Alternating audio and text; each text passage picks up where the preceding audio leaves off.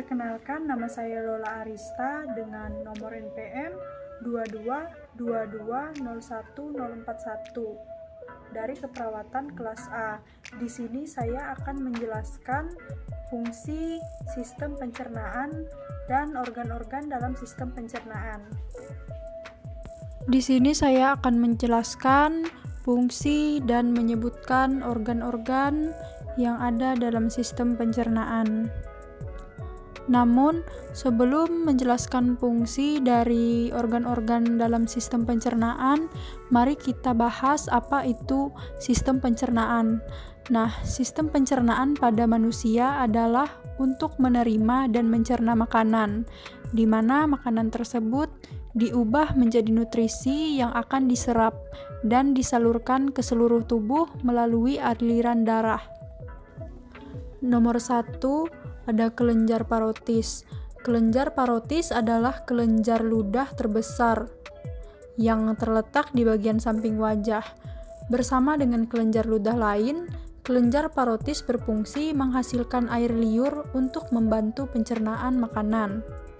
Nomor 2, ada kelenjar sublingual. Kelenjar sublingual menjaga kadar kelembapan dan membasahi rongga mulut, melumasi dan melunakkan makanan, sehingga proses menelan dan mengecap rasa makanan akan lebih mudah. Nomor 3, kelenjar submandibular.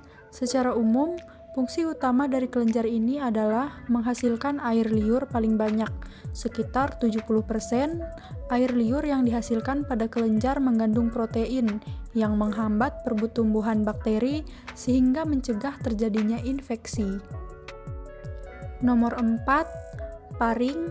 Faring merupakan nama lain dari tenggorokan bagian atas, berupa tabung yang terletak di belakang mulut dan rongga hidung, dan menghubungkan keduanya ke trakea atau batang tenggorokan.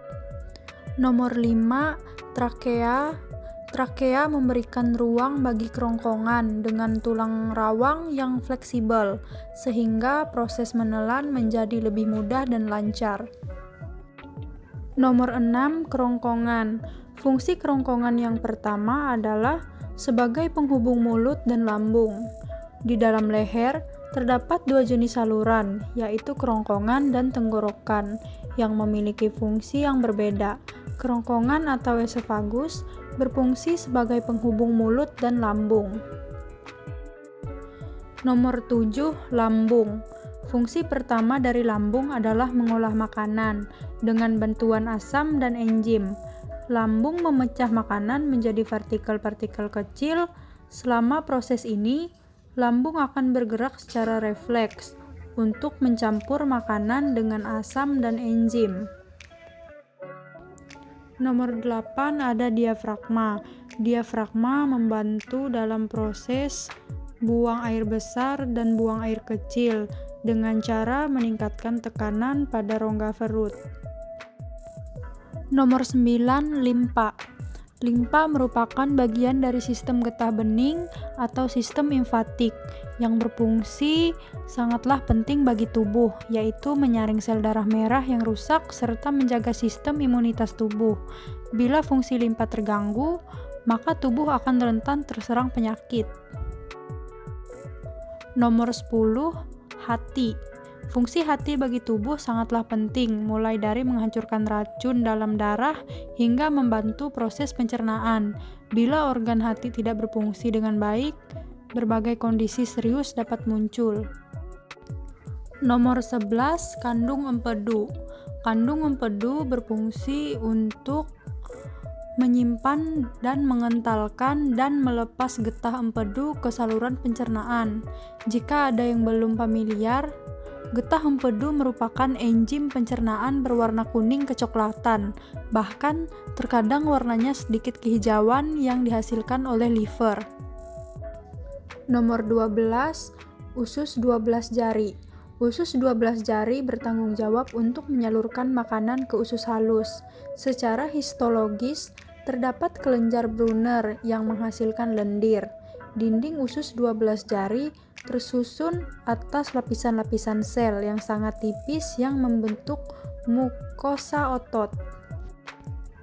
Nomor 13, saluran empedu. Saluran empedu adalah struktur-struktur berbentuk tabung panjang yang membawa empedu.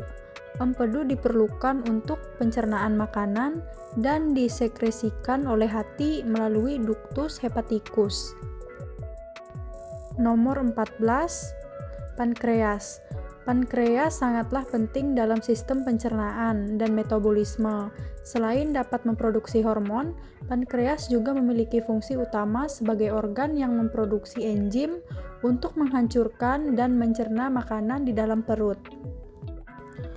Nomor 15, usus besar melintang.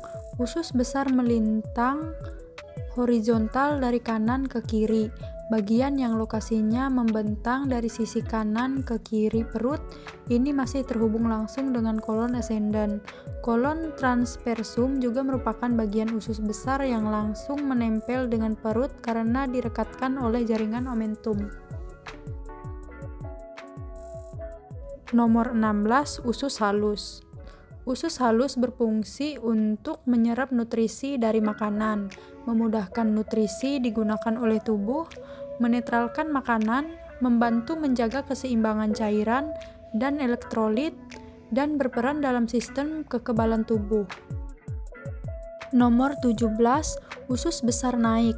Usus besar naik merupakan bagian paling besar dari bawah usus besar, terletak di dasar perut kanan bawah dan ujungnya berakhir di samping hati. Nomor 18, sekum. Sekum termasuk bagian dari usus besar. Sekum berfungsi membantu pencernaan bahan makanan yang mengandung serat dengan bantuan mikroorganisme. Nomor 19, usus buntu. Pada usus buntu terdapat jaringan limfatik yang diketahui berfungsi untuk mendorong pertumbuhan beberapa bakteri, baik di usus. Ini berarti bahwa usus buntu secara tidak langsung juga memiliki peran dalam mendukung kesehatan sistem pencernaan dan fungsi sistem kekebalan tubuh terutama pada anak-anak. Nomor 20, usus besar turun. Usus besar turun bertugas menampung feses sementara sebelum diteruskan ke bagian rektum. Nomor 21, sigmoid kolon. Sigmoid kolon ini bertugas menampung feses sementara sebelum diteruskan ke bagian rektum.